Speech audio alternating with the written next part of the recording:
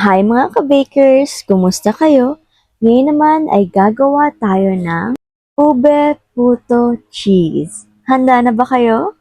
Ang mga kailangan natin ay asukal 100 grams, all-purpose flour 250 grams, asin 1/2 teaspoon, baking powder 1 and 1/2 tablespoon, itlog 1 piraso, fresh milk 1/2 cup, tubig 150 grams, suka 1 tablespoon, Mountain Dew 1/4 cup, yeast 1 teaspoon, melted butter 250 grams, ube food 1/4 teaspoon, ube flavor 2 teaspoon at cheese for toppings or cheese on top na kayo na po ang bahala kung anong timbang. Lalagyan na natin ng tubig, yeast, gatas, Mountain Dew, ube flavor, ube food color, asukal, baking powder, asin, itlog. Inilagay ko na rin pala kanina ang ating suka at haluin na natin ng haluin hanggang sa magsama-sama na ang mga ingredients na ating inilagay dito at higit sa lahat upang matunaw na ang ating asin. Pagkatapos naman ito ay atin nang ilagay ang ating all-purpose flour. At syempre, kailangan ulit nating haluin hanggang sa ma-dissolve na ang ating all-purpose flour. Just take your time lamang po mga ka-bakers. And next naman po, pagkatapos na po nating ma-dissolve ang ating all-purpose flour, ay atin na pong ihanda ang ating butter. At syempre, kailangan na po natin itong ilagay at kailangan niyo po pala ay melted na po ito. Yan. Atin lang po siyang isama at ihalo-halo na rin po. Yan. Pagkatapos nga po pala nating haluin, kailangan po ganito na po ang kanyang itsura. Puro na po siya, wala na pong hiwa-hiwalay or kaya buo-buo.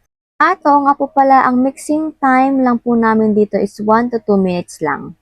Dahil tapos na po tayo, atin na pong ihanda ang lalagyan ng ating puto cheese at maglagay po tayo ng paper cup. At kumuha po tayo ng ating ice cream scoop para ma-scoop po ang mga ube puto cheese natin. Yan. Sa dami naman po mga ka-bakers, ang sinusunod lang po namin ay ang ice cream scoop lamang po. Pero, nasa inyo naman na po yan kung gaano po kadami ang gusto nyong ilagay. At syempre, lalagyan na po natin ito ng cheese.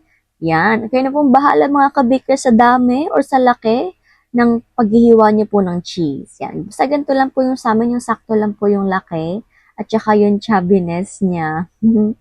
Yan, lagyan na po natin yan ng cheese. At pagkatapos naman po, ay eto na po ang kanyang itsura. Napaka-cutesy niya. At habang nagtitingin po tayo ng kanyang itsura, ipaki-ready na po ang ating mga mahiwagang steamer.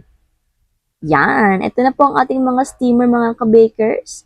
At atin na po siyang ilagay at ihilera-hilera.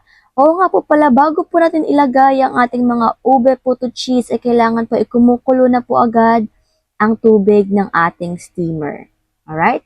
Para po mas umasa po siya lalo, kailangan po niyang mapakulo agad. Yan. At dahil patapos na nga po tayo, ay atin na po itong isalang. Yan, kumukulo na po siya mga ka-bakers. At syempre, takpan na po natin ito.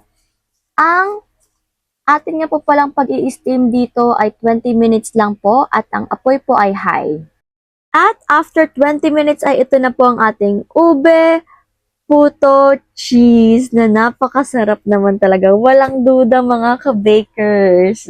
Ubod po talaga to ng sarap mga ka-bakers at talagang hindi naman talaga kayo magsisisi pag ginawa nyo to. Pwede nyo po itong ibenta ng tag 6 pesos or kung ano man po ang gusto nyong presyo dahil winner na winner po talaga ito at hindi kayo malulugi. At mind nyo mga ka-bakers, hindi siya ganun katamis at hindi rin po siya ganun katabang. Perfect na perfect po talaga to. Kaya ano pang hinihintay nyo, gawin nyo na din. Kaya naman, eto na nga po talaga ang ating finished product. Napaka-cutesy, napaka-delicious, napaka-elegant, higit sa lahat, timeless na classic. Ano pang ginagawa niyo mga ka-bakers? I-try na. Kaya naman, buksan na yan.